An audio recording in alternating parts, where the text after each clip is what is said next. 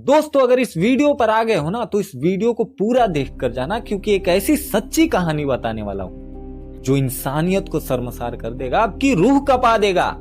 तो चलिए शुरू करते हैं। सोचिए जरा, जिस भाई ने उंगली पकड़कर चलना सिखाया, जिस भाई को समाज रक्षक कहता है, अगर वही भाई आपकी जिंदगी खत्म करवा दे तो इसे क्या कहेंगे? इज्जत, परंपरा या फिर सीधा सीधा कत्ल? दोस्तों ये कोई फिल्मी कहानी नहीं है, ये हरियाणा के मानेसर से आई एक सच्ची खबर है जो इंसानियत को अंदर तक हिला देती है। एक 19 साल की लड़की थी। उसकी एक ही गलती थी कि उसने अपनी पसंद से प्यार किया। लड़की अपने भाई के साथ पिछले करीब 6 साल से मानेसर में रह रही थी।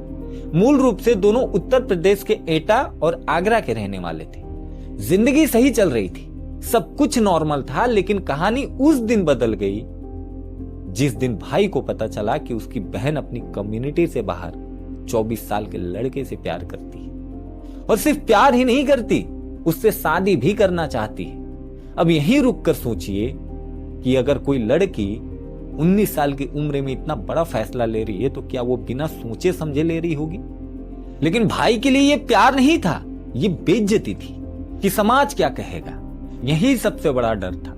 15 नवंबर को भाई उसे जबरदस्ती एटा अपने घर वापस भेज देता है, लेकिन 22 नवंबर को वो लड़की फिर से मानेसर लौट आती है अपने बॉयफ्रेंड के पास, क्योंकि वो डर से नहीं प्यार से भागी थी।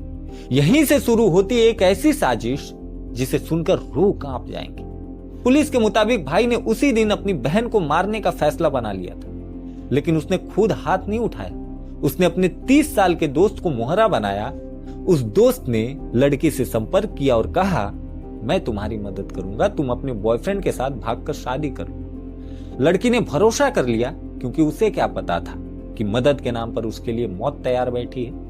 10 दिसंबर की रात रामपुरा चौक के पास मिलने की बात तय हुई, लेकिन वो उसे शादी के रास्ते पर नहीं, ग्वालियर के एक सुनसान इलाके में ले गया। और फिर जो हुआ उसे शब्दों में कहना भी मुश्किल है। पुलिस के अनुसार पहले उसके साथ बलात्कार किया गया, जब उसने विरोध किया तो उस पर हमला कर दिया गया, और आखिर में उसी के दुपट्टे से उसका गला घोंट दिया गया। उसका शरीर एक खेत में मलबे के नीचे छिपा दिया गया। दोस्तों ये सिर्फ एक हत्या नहीं थी, ये भरोसे की हत्या थी, ये रिश्तों की हत्या थी, और सबसे खतरनाक ये इज्जत के नाम पर की गई सोची समझी हत्या थी। हत्या के बाद दोनों आरोपी अपने अपने गांव भाग गए। भाई ने पुलिस को गुमराह करने की कोशिश की। उसने कहा इसके लिए उसका बॉयफ्रेंड जिम्मेदार है। फिर बॉयफ्रेंड को भी हिरासत में लिया गया, लेकिन जांच में सच्चाई सामने आ गई। लोकेशन, सबूत और लगातार पूछताछ के बाद कसाई भाई टूट गया।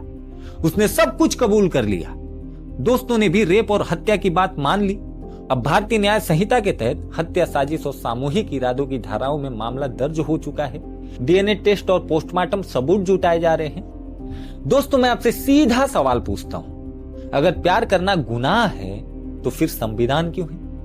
अगर शादी अपनी मर्जी से नहीं कर सकते तो आजादी किस बात की?